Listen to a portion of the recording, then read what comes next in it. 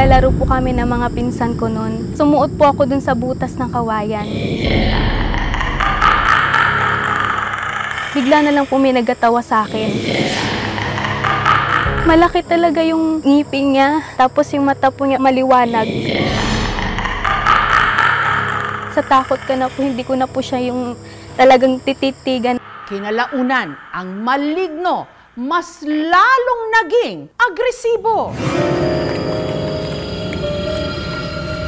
Lakad lang po ako ng lakad. Bigla na lang po akong napastop.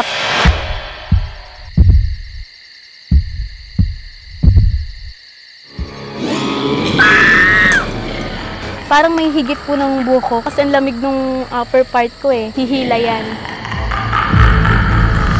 Ate!